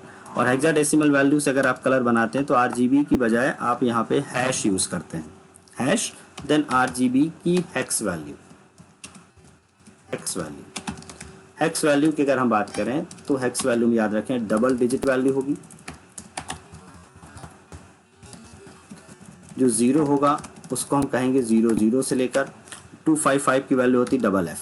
तो बात वही है, हमने यहाँ पे सपोज की लिख दिया हैश 00 FF 00, मतलब रेड नहीं है, ग्रीन, केवल ग्रीन कलर है, तो ये बन जाएगा ग्रीन कलर। और इसी तरह से आप वैल्यू को मिक्स करते हैं। ABCD आपको पता है हेक्साडेसिमल वैल्यू 0 से लेकर F तक होती है। 0 1 2 3 4 5 6 7 8 9, then ABCD E and F। तो उस बीच की कोई भी वैल्यू हम यूज़ कर सकते हैं। तो आपको डिटेलिंग करनी है तो यहाँ से थोड़ा सा पढ़ लीजिएगा। एक फंक्शन और यहाँ पे मिलने वाला हमें RGBA। RGB फंक्शन तो ठीक है, एक फंक्शन जरूर हम यहाँ पे आपको बताना चाहेंगे। RGBA वैल्यू होगी, शायद इसमें दिया हो या ना दिया हो, देख लेते कहीं पर, शायद दिया होगा।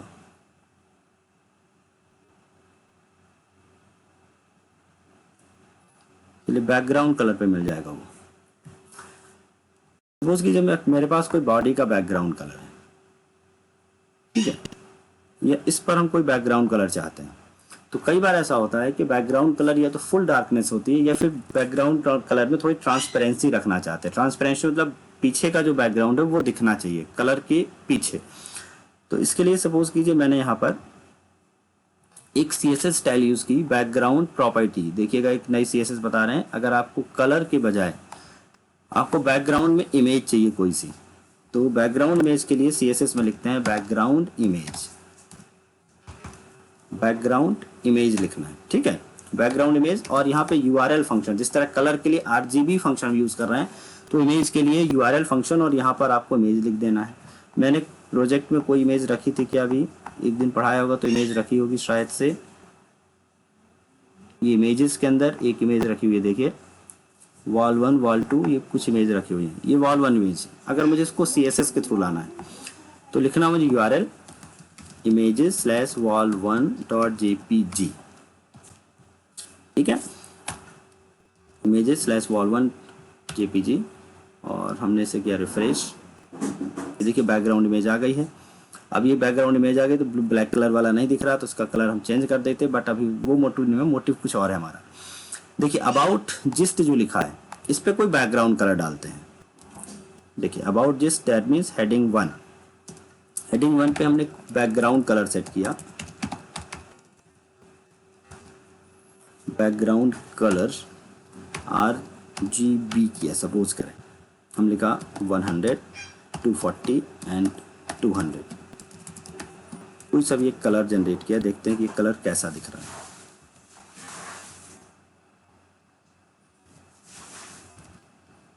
RGB बैकग्राउंड कलर, ठीक तो लिखा H1, तो नहीं दिख रहा इसका RGB।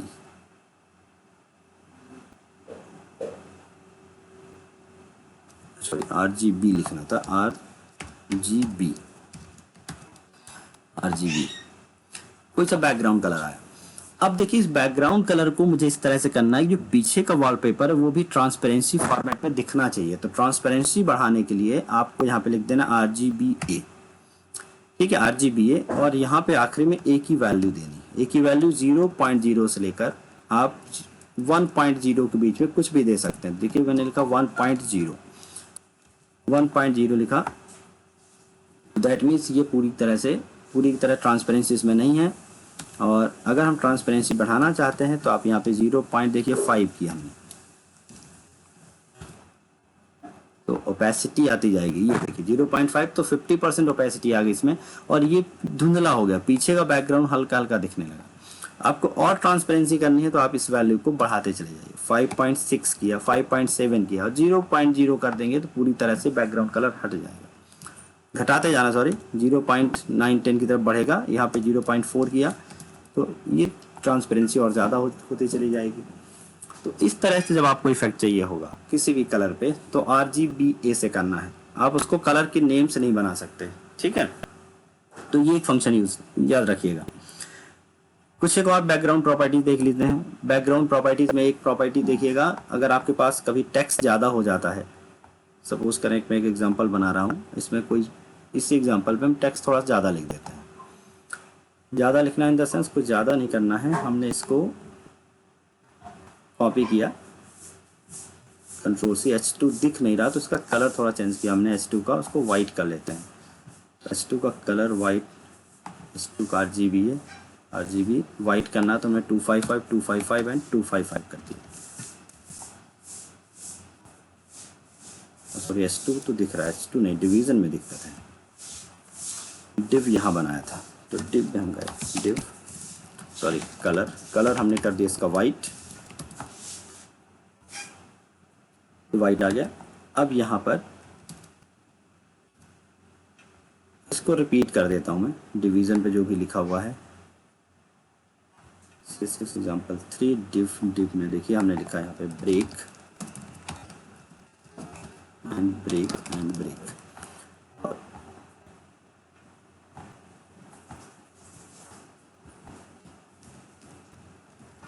ऐसे बस टेक्स्ट को बढ़ाने के हिसाब से मैंने इसको पेस्ट कर दिया। कुछ एट्रीब्यूट की चर्चा करनी मुझे, क्योंकि अब देखिए पेज को अगर मैं स्क्रॉल कर रहा हूँ तो नीचे का बैकग्राउंड बढ़ता जा रहा है और जहाँ पे बैकग्राउंड खत्म हो जाएगा इमेज वहाँ पे फिर से रिपीट होना शुरू हो रहा है। तो एक तो देखिए समस्या बैकग्राउंड में क्या है कि पूरी इमेज नहीं आ रही है, जितना बड़ा साइज है पेज का उतनी इमेज आ रही, बाकी नीचे जब स्क्रॉल हो रहा है पेज, और स्क्रॉल भी तब होगा जब कंटेंट ज़्यादा होगा, अदरवाइज स्क्रॉलिंग होगी नहीं, तो पूरी इमेज नहीं दिख रही हमें। तो पहले तो हमें ये लाना है कि इमेज को मुझे किस तरह से बैकग्राउंड इमेज को पूरे पेज पे सेट करना है कि एक ही इमेज पूरे पेज को कवर करेगी। देन स्क्रॉलिंग के टाइम पे अगर आप चाहते हैं कि बैकग्राउंड इमेज स्क्रॉल ना हो, केवल और केवल टेक्स्ट स्क्रॉल होने चाहिए, तो ये दो प्रॉपर्टी कैसे करनी सेट, ये देखिएगा। आपको बॉडी के अंदर स्टाइल पे जाना है, कुछ एट्रीब्यूट की बात कर रहा हूँ मैं, बॉडी टैग के बैकग्राउंड की। बैकग्राउंड एक प्रॉपर्टी होती है background position, background position. Background attachment देखिए हमने कर दिया फिक्स्ड, बैकग्राउंड अटैचमेंट कर दिए फिक्स्ड, बैकग्राउंड अटैचमेंट कर दिए फिक्स्ड। अब आप देखिएगा केवल टेक्स्ट स्क्रॉल हो रहा है, आपका बैकग्राउंड स्क्रॉल नहीं हो रहा है। चीजें क्लियर है ना, दिख रहा है सब कुछ प्रॉपर्ली? एक बार फिर से कंफर्म कर दो भाई।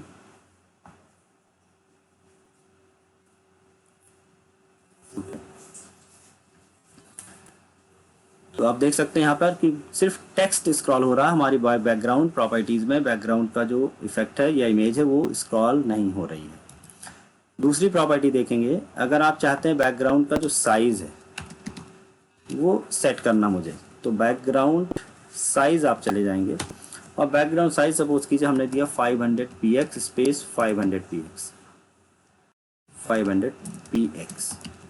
दैट में विड्थ और हाइट हमने सेट कर दी, विड्थ एंड हाइट। ये देखिए अब विड्थ और हाइट हमने दे दी 500 पिक्सल एंड 500 पिक्सल। तो ये इधर से देखेंगे आप यहाँ तक ये एक इमेज हुई, तो इमेज हो गई छोटी। तो मुझे अब क्या हो रहा है, बैकग्राउंड इमेज एक्चुअली क्या रिपीट होने लगी है, ठीक है।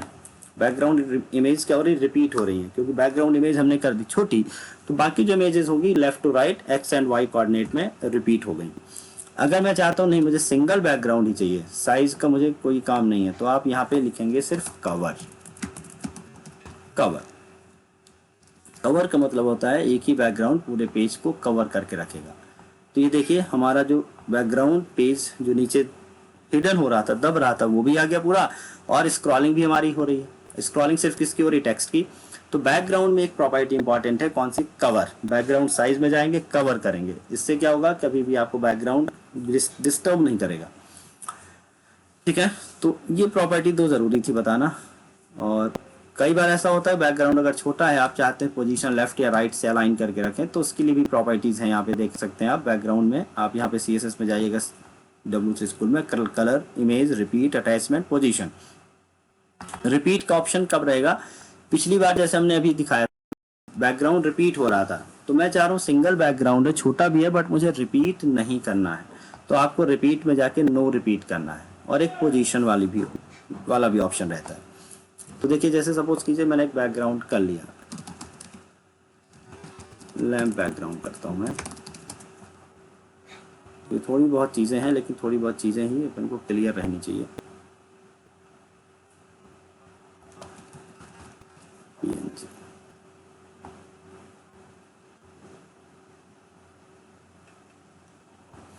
देखिए ये हमारे पास ये लैंप वाली बैकग्राउंड है, इसको मैं क्या कर रहा हूँ, इसको यहाँ से हमने कर लिया save as image.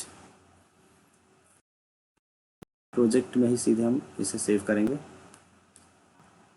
So project रहेगा डॉक्यूमेंट्स में, नेटबीन प्रोजेक्ट में, आई थिंक हाँ यही होगा, जावा ट्रेनिंग। और यहाँ पर हमने वेब के अंदर बनाया हुआ था इमेजेस, यहाँ पर हमने लैंप से सेव कर दिया।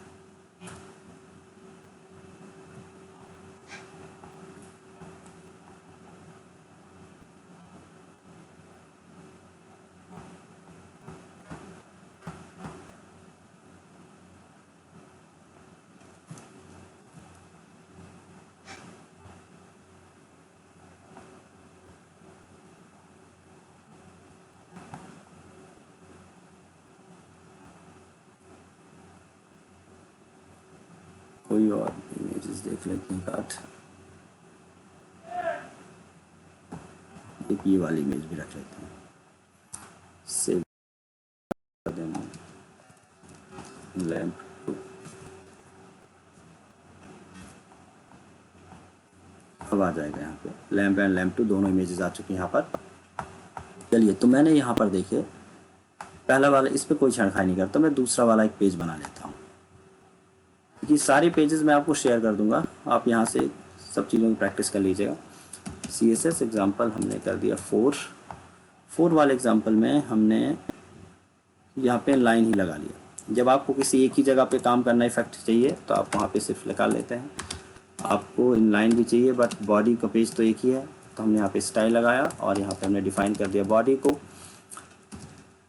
बैकग्राउंड इमेज हमने लिख दिया URL और images / लैंप 1 डॉट पहला वाला JPG था। यहाँ पर हमने कुछ भी टू डू कंटेंट लिखा हुआ है, इसको मैंने इसी को कॉपी पेस्ट कर दिया। चलिए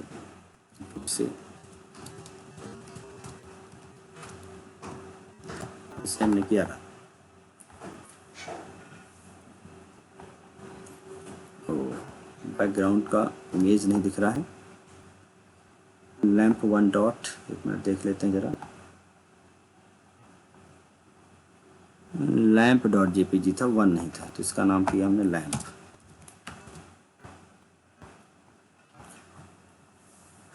ओहो, बैकग्राउंड, वो बैकग्राउंड था जिसको हम सोच रहे थे बैकग्राउंड नहीं है, तो ये दूसरा वाला भी है PNG।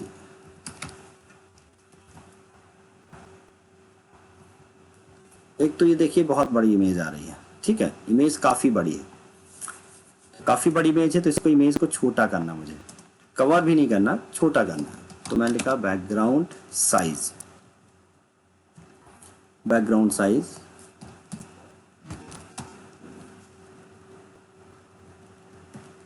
इसको मैंने कर दिया 200px स्पेस 300px।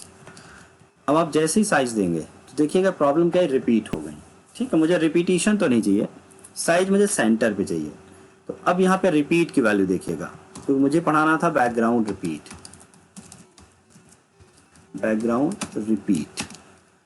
मैंने किया नो रिपीट। देखिए 3 वैल्यू है, repeat x, repeat y, repeat and no repeat, 4 value है। तो बाय डिफॉल्ट जो वैल्यू है वो है रिपीट, मैंने लिखा नो रिपीट, तो बैकग्राउंड तो सिंगल आया और वो रिपीट नहीं होगा, अब वो चाहे पूरा हो चाहे अधूरा हो, ठीक है। लेकिन जब मैं स्क्रॉल करूंगा, इसमें ज़्यादा पेज हुआ तो ये ऊपर खिसक जाएगा, तो उसको मुझे स्क्रॉलिंग भी रोकनी है। तो स्क्रॉलिंग रोकने के लिए हमने अभी पढ़ाया था कि background attachment fixed, background attachment क्या लिखना था, फिक्स्ड, वो तब जब एक से ज़्यादा, सॉरी कंटेंट एक पेज से ज़्यादा होगा तो। अभी तो ठीक है, अब ये फिक्स तो हुआ है, लेकिन हम चाह रहे हैं ये इसका जो पोजीशन है लेफ्ट राइट बॉटम ये सेंटर पे आना चाहिए। तो एक पोजीशन और देखिएगा, बैकग्राउंड पोजीशन, और यहाँ पे देखिए मैंने अभी बाय डिफॉल्ट ये लेफ्ट में है, इसको मैंने कर दिया राइट, बैकग्राउंड पोजीशन कर दिया राइट। तो ये देखिए राइट में तो गया लेकिन ऊपर नहीं गया है, क्योंकि बाय डिफॉल्ट ये सेंटर अलाइन हो गया। तो राइट के टॉप में चाहिए, तो राइट टॉप, ठीक है। तो left top, right top, left bottom, right bottom, left centre, right centre, और अगर बीचों बीच चाहिए तो मुझे लिखना होगा सेंटर।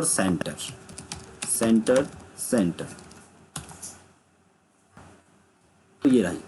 तो अगर आपको कभी इस तरह का इफेक्ट चाहिए होगा कि बैकग्राउंड इमेज छोटी है बट मुझे रिपीट नहीं करना, कितना भी कंटेंट होगा एज आ पीछे की तरह, कई बार जैसे वाटरमार्क की तरह अगर पेज में दिखती रहती है कोई भी चीज़ें बैकग्राउंड में, तो आप इस तरह से उसे सेट कर सकते हैं। तो this is all about the background CSS।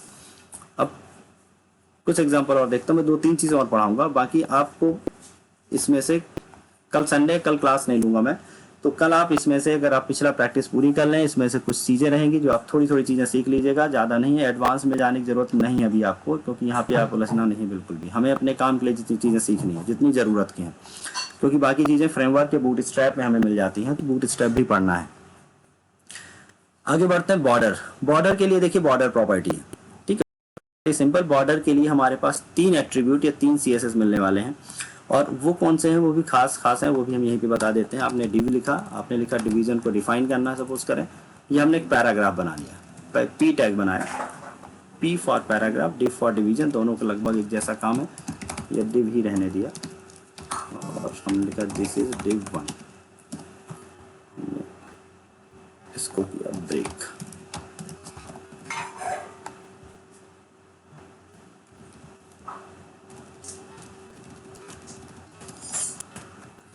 चलिए हमने डिवीजन को डिफाइन किया, डिव। डिवीजन पे अगर मुझे बॉर्डर चाहिए तो देखिए बॉर्डर के लिए हमें सबसे पहले लिखना होगा बॉर्डर स्टाइल। बॉर्डर चाहिए कैसा? बॉर्डर स्टाइल देखिए सॉलिड हो सकता है, डॉटेड हो सकता है, या फिर डबल हो सकता है, या फिर डैश्ड हो सकता है, ये सारे ऑप्शन आ ही रहे हैं। तो बॉर्डर स्टाइल हमने लिख दिया डॉटेड, ठीक है, डॉटेड बॉर्डर चाहिए। बॉर्डर विड्थ, डॉटेड बॉर्डर तो चाहिए लेकिन दिखना कैसा चाहिए, थोड़ा सा विड्थ 2px किया, 3px करेंगे तो उसकी थिकनेस बढ़ती चली जाएगी। And border colour, border colour कैसा चाहिए वो भी आप दे दीजिए। तो ये देखिए हमने 3 एट्रीब्यूट सीखे किसके, ये 3 सीएसएस 3 स्टाइल देखिए बॉर्डर की। आप देख सकते हैं चारों तरफ डॉटेड बॉर्डर आ रहा है और वो रेड कलर से है, और विड्थ हमने नहीं दी है, तो इसकी विड्थ पूरी ले रहा है डिवीजन की। तो डिवीजन की विड्थ सपोज कीजिए हमने दे दी 400px, तो डिवीजन की विड्थ दे दी 400px, तो ये डिवीजन हो गया। अलाइनमेंट बाय एक प्रॉपर्टी होती फ्लोट प्रॉपर्टी, अलाइन करने के लिए फ्लोट हो गया, हमने राइट किया। अब देखिए अलाइनमेंट और फ्लोट में कंफ्यूज मत होना, फ्लोट होता पूरे कंटेंट को अलाइन करने के लिए, दैट मीन्स पूरे जो पेरेंट है कंट्रोल है उसे अलाइन करने के लिए फ्लोट लेफ्ट या राइट, लेकिन कंटेंट के अंदर जो भी आपने टेक्स्ट लिखा है उसे अलाइन करने के लिए अलाइन प्रॉपर्टी होने वाली है। तो देखिए पूरा डिवीजन उठ के किस में आ गया, राइट हैंड साइड में, लेकिन डिवीजन के अंदर जो लिखा हुआ दिस इज डिव 1 वो अभी भी लेफ्ट अलाइंड है। तो फ्लोट तो राइट है बट उसका जो कंटेंट है उस पूरे एरिया में लेफ्ट अलाइंड आ रहा है। अगर आपको कंटेंट को राइट अलाइन करना है तो कंटेंट के लिए आपके पास प्रॉपर्टी आने वाली है। देखिए मैं कह रहा हूँ कि भाई खास प्रॉपर्टी जिनकी जरूरत बार बार पढ़नी है अपन को, उनकी बात कर रहा हूँ मैं। तो उसके लिए होता है टेक्स्ट अलाइन, ठीक है, टेक्स्ट अलाइन मैंने कर दिया राइट। तो टेक्स्ट अलाइन समझ आइएगा कि टेक्स्ट अलाइन, तो अब देखिएगा फ्लोट भी लेफ्ट है, सॉरी फ्लोट राइट है, और इसके अंदर टेक्स्ट अलाइन क्या हुआ, राइट हुआ। तो फ्लोट और टेक्स्ट अलाइन दोनों चीज को अलग अलग समझिएगा। तो अगर मैं टेक्स्ट अलाइन नहीं करता हूं तो by default text align left रहेगा, फ्लोट नहीं करेंगे तो बाय डिफॉल्ट फ्लोट भी लेफ्ट रहने वाला है। ये सीएसएस की बात कर रहे हैं, सीएसएस पे ये प्रॉपर्टीज हैं, ठीक है। बॉर्डर विड्थ बढ़ाना है तो आपको यहाँ पे बॉर्डर विड्थ सपोज किया मैंने 10px किया तो डॉटेड काफ़ी बड़े हो जाएंगे, ठीक है। ये देखिए डॉट्स काफ़ी बड़े दिख रहे हैं, और इसी तरह से डैश्ड ग्रूव्ड ये लाइन होती है। बॉर्डर के 4 वेरिएंट होते हैं। अभी हमने बॉर्डर लिखा तो पूरे बॉर्डर की बात हो रही है। Border left, border right, border bottom and border top. जैसे मैंने बॉर्डर बॉटम किया तो वही चीज़ 4 चीज़ें आ जाएंगी, ऊपर वाली तीनों चीज़। बॉर्डर बॉटम स्टाइल, जैसे बॉर्डर बॉटम स्टाइल मैं चाह रहा हूँ डैश्ड आ जाए तो मैंने लिखा डैश्ड। बॉर्डर बॉटम कलर मुझे कुछ और करना है तो मैंने बॉटम कलर लिख दिया।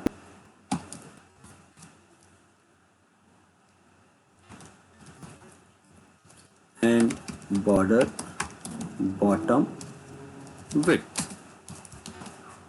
इसको मैंने कम कर दिया या उतना ही रहने दिया। चलिए तो देखिए पूरे बॉर्डर की स्टाइल तो ये बनी हुई है, लेकिन इसमें से 3 स्टाइल हैं, इस 3 स्टाइल्स ओवर राइट हो जाएंगी, और ओवर राइट होंगी तो नीचे वाला बॉर्डर बदल जाएगा इसका।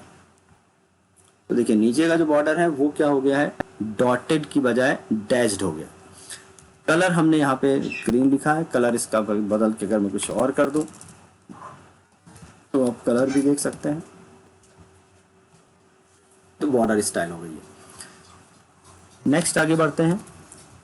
बॉर्डर के बाद अगर हम बात करें तो मार्जिन, मार्जिन के लिए 4 प्रॉपर्टी हैं, मार्जिन टॉप, मार्जिन बॉटम और राइट। ये 4 प्रॉपर्टी है, margin top, margin right, margin bottom and margin left. तो मार्जिन आप समझते हैं, इसको पढ़ने की जरूरत नहीं है। पैडिंग, पैडिंग हमने जब टेबल पढ़ाया था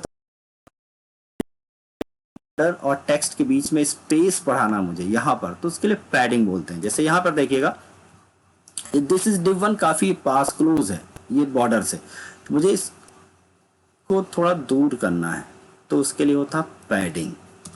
तो हमने यहाँ पे लिखा कौन सी प्रॉपर्टी, पैडिंग। पैडिंग भी वही 4, लेफ्ट, टॉप, बॉटम, राइट। तो हमने लिख दिया पैडिंग लेफ्ट, हमने लिखा 10px।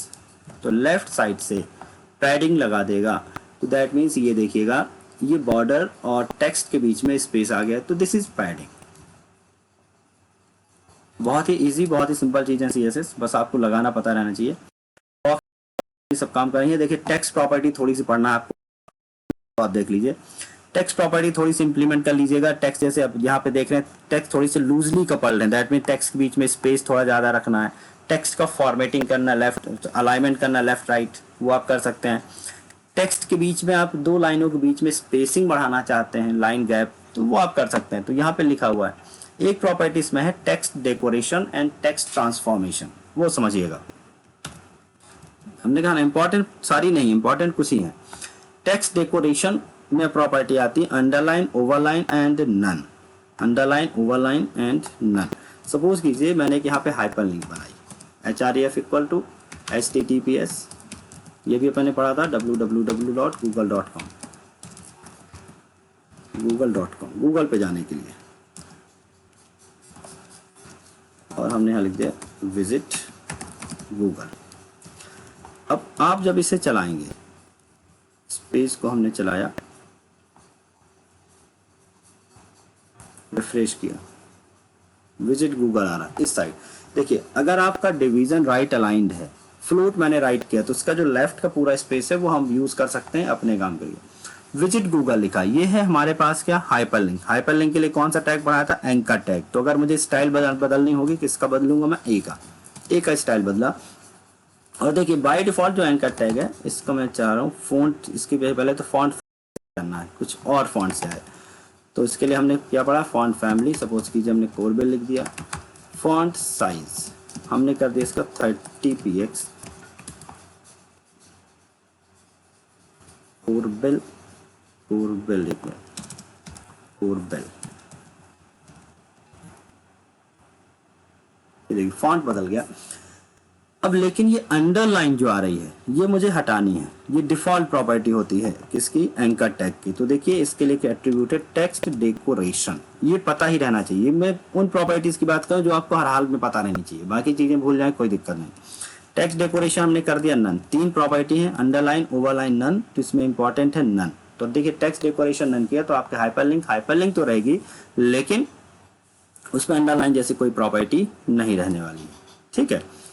तो ये प्रॉपर्टी आप याद रखिएगा टेक्स्ट डेकोरेशन की। टेक्स्ट ट्रांसफॉर्म होता है अपर केस या लोअर केस करने के लिए। जैसे मैंने लिया टेक्स्ट ट्रांसफॉर्म, अब मैंने लिख दिया अपर केस, तो अब मैं किसी भी केस में लिखूंगा एंकर को, लेकिन वो अपर केस में ही होने वाला है। तो ये देखिए, तो जब आपको ऐसे कहीं पे चीजें सेट करनी हो कि यहाँ पे अपर केस पे ही दिखाना है, तो आप सीधे सीधे टेक्स्ट ट्रांसफॉर्म लगा दीजिए, फिर आपका हेडेक खत्म है कि आप लोअर पे लिख रहे हैं उस पैराग्राफ में या अपर पे लिख रहे हैं, वो एक जैसा लगा देगा।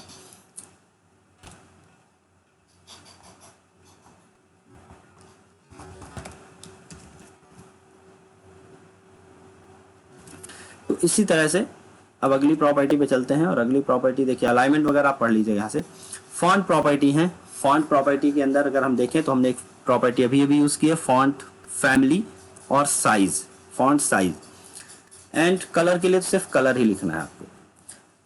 तो एक चीज याद रखेंगे यहाँ पे, फॉन्ट फैमिली में कुछ डिफॉल्ट फैमिली है। अभी तो हम फॉन्ट का नेम लिख रहे हैं, चलिए टाइम्स न्यू रोमन लिख रहा हूँ मैं, कोरबेल लिख रहा हूँ, मैग्नेटो लिख रहा हूँ, these are the name of different font. Family की अगर बात करें, 2 फैमिली आप याद रखिएगा, ठीक है, serif, sans serif. Serif and sans serif में क्या डिफरेंस है, एज वाले आप देखते हैं कई बार एज लगा रहता है इस तरह से, एफ बना है थोड़ा सा यहाँ पे कॉर्नर जैसा कुछ बना हुआ रहता है, एंगल जैसे कुछ बना रहता है, तो ये कहलाती हैं सेरिफ प्रॉपर्टी। ये सेरिफ फैमिली है इनकी, और जिनमें एज नहीं लगा रहता वो कहलाती है सैन सेरिफ। अब जैसे टाइम्स न्यू रोमन की बात करें तो सेरिफ फैमिली का है, क्योंकि उसमें एजेस लगे रहते हैं। एरियल ब्लैक की बात सेरिफ का आ जाएगा। तो ये बता रहा है जैसे सेरिफ फैमिली के कुछ फॉन्ट ये हो गए, टाइम्स न्यू रोमन। देखिए टी में आप देख रहे हैं एजेस जैसे कुछ दिख रहा है, एन में भी एजेस जैसे दिख रहा है, इसकी कुछ किसके प्रॉपर्टी हो, सेरिफ वाले फॉन्ट है। San serif, aerial, Vardhana, Helvetica, monospace. तो ये फैमिलीज हैं, इनको रटना नहीं है, बस पता रहना चाहिए। अगर कुछ नहीं पता है तो आप जहाँ भी आप चले जाइएगा नोटपैड में और वहाँ से आपको मनपसंद का फॉन्ट ले लीजिएगा, आप उठा के फैमिली में डाल दीजिएगा, खुद ब खुद उनकी फैमिली सेट कर लेगा वो। तो फॉन्ट में ज़्यादा कुछ नहीं पढ़ना आपको, फॉन्ट को स्किप कर देंगे। यहाँ पर हमें सीखना है आइकन्स एंड लिंक्स और लिस्ट और टेबल, ये 2-3 चीज़ें हमें सीखनी है। फिर भी कह रहा हूँ, फिर भी अगर आपको एक्स्ट्रा सीखना है तो आप जाके पढ़ लीजिए, पढ़ने में कोई बुराई नहीं है, ठीक है। तो आइकन्स की जरूरत पड़ती है। देखिए कई बार आप देखेंगे जब आप प्रोजेक्ट वर्क करेंगे तो कहीं पे क्रॉस का सिंबल दिखाना है, कहीं पे लाइक का सिंबल दिखाना है, कहीं पर होम का सिंबल दिखाना है, कहीं पे डिलीट का सिंबल दिखाना है। तो सिंबल की बहुत ज़रूरत पड़ती है, आइकन्स की बहुत ज़रूरत पड़ती है हमें। और आइकन लगाने के 2 तरीके हैं, यूजिंग द आइकन। आइकन्स के 2 तरीके रहेंगे मेरे पास। देखिएगा टेक्स्ट फाइल में ज़्यादा कुछ नहीं लिखा है, आज की टेक्स्ट फाइल में सारा कुछ एग्जाम्पल भी बेस्ड है, और एग्जाम्पल भी हमने बता दिया कि आप W3 स्कूल्स में जाके एडिशनल थोड़ी चीज़ें पढ़ सकते हैं, आपके पास समय होगा तो। आइकन्स 2 तरह से लगा सकते हैं। मेथड 1, पहला मेथड है download the icons as image file and store them inside the project folder. आप उनको डाउनलोड करके प्रोजेक्ट में रख लीजिए। Method 2, using the URL of the icons directly, ठीक है। इसी को बोलते हैं CDN, code delivery network, sorry content delivery network. अगर हम किसी भी आइकन को डायरेक्ट उसकी लाइब्रेरी से ही यूज कर लें तो उसे हम CDN कहते हैं, using the contents directly from the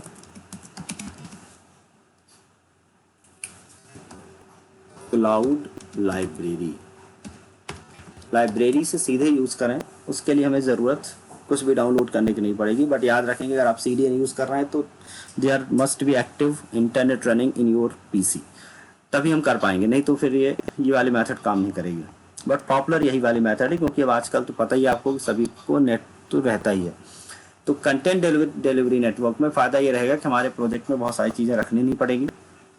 तो आइकन के लिए हमारे पास 2 चीज़ें हैं। अगर हम CDN की बात करें, CDN की, तो एक गूगल आइकन देता है और एक होता है फॉन्ट ऑसम। ये 2 बहुत पॉपुलर है, Google icon and font awesome icon. तो गूगल बहुत सारी लिस्ट देता है आइकन्स की, और फॉन्ट ऑसम आइकन्स भी मिलने वाले हमें। तो हम कहाँ से यूज़ करेंगे? CDN से यूज़ करेंगे। देखिए CDN से यूज़ करने का तरीका क्या रहेगा, आप यहाँ पे W3 स्कूल खुला था ना, हाँ खुला था। फॉन्ट ऑसम आइकन प्रेफर करता हूँ मैं भी, क्योंकि यहाँ पे लगभग सारे आइकन मिल जाते हैं। तो सबसे पहला काम ये करना है कि आपको एक CDN यूज़ कर लेना है अपने प्रोजेक्ट में ऊपर जाकर, और CDN ये कहीं से भी मिल जाता है। आप यहाँ मिल जाएंगे, फॉन्ट ऑसम की वेबसाइट पे जाएंगे तो वो भी बता देगा CDN कैसे यूज़ करना। CDN is nothing but a link of इधर जावास्क्रिप्ट फाइल और any style sheet file, CSS file की एक लिंक होगी, जिसे आपको हेड सेक्शन में उठा के सीधे चिपका देना है, और फिर बाद में आपको उन आइकन्स को यूज़ कर लेना है। तो बूटस्ट्रैप आइकन, गूगल आइकन भी है, चलिए गूगल आइकन नहीं, हम यहाँ पे लिखते हैं, वो मुझे उसका पुराना समझ में आ रहा है। फॉन्ट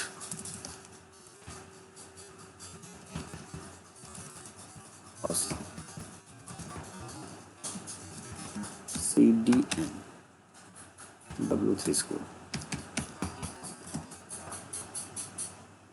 फॉन्ट ऑसम, वहाँ पे सही ढंग से नहीं था, मैं यहाँ पे आया। देखिए फॉन्ट ऑसम के लिए ये हमें मिल गया इसका CDN, ये हमने सर्च कर लिया W3 स्कूल में, CDN मिल गया, लिंक लिखा, दैट मीन्स हेड सेक्शन पे। आप अपने हेड सेक्शन पे जाइए, हेड सेक्शन पे स्टाइल के पहले, स्टाइल के बाद जहाँ भी आप चाहें वहाँ पे हमने इसको CDN को पेस्ट किया, दैट मीन्स ये हमारी लिंकिंग हो गई फॉन्ट ऑसम की। अब जितने भी आपको फॉन्ट ऑसम के आइकन यूज करने हैं उसके लिए एक टैग होता है I tag, and then class equal to आपको केवल लिख देना है। तो बहुत सारे डिफरेंट क्लासेस हैं, और क्लास कैसे सर्च करनी है आपको ये भी देख लीजिए। फॉन्ट ऑसम 4 वाली है, ठीक है। तो हमको लिखना है फॉन्ट ऑसम आइकन,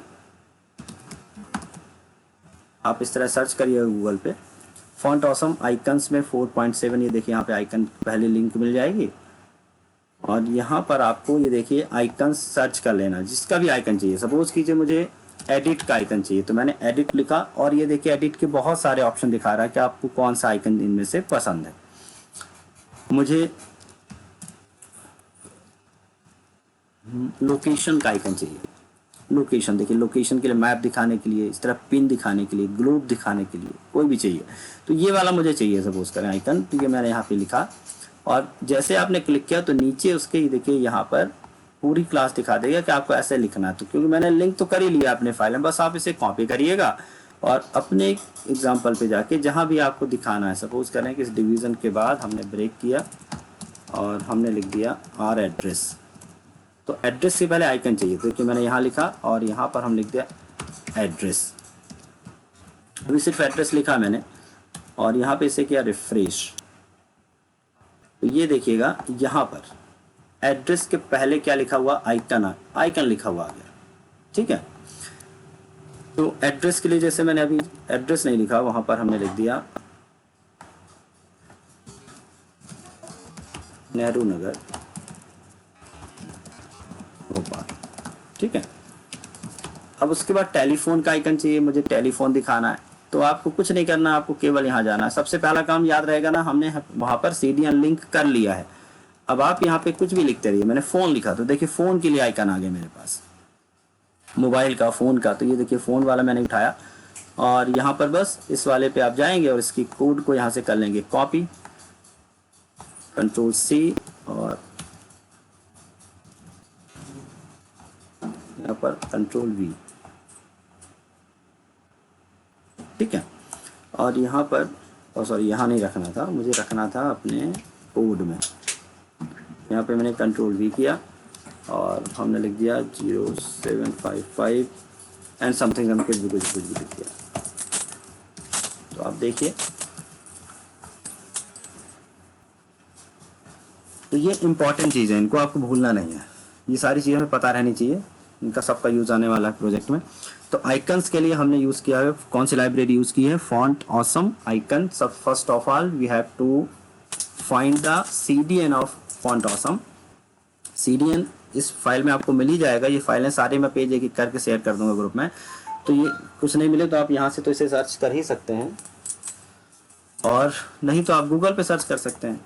ये जो लाइन है इनको कहीं भी आपको रटना नहीं है, कोई भी क्लास की जरूरत नहीं है याद करने की। केवल हमें ये पता होना चाहिए कि आई स्टैंड्स फॉर आइकन, और जब भी आइकन की जरूरत पड़ेगी मुझे कोई ना कोई क्लास लगानी है। और क्लासेस वगैरह सब मुझे नेट से मिल जाती हैं और ये कहीं पूछा भी नहीं जाता कि आप CSS से रिलेटेड कोई चीज़ इंटरव्यू में नहीं पूछी जाती। कुछ चीज़ें केवल पूछी जाती हैं, basic what is the use of CSS and why we should use the CSS, उसके अलग अलग टाइप्स क्या हैं, बस।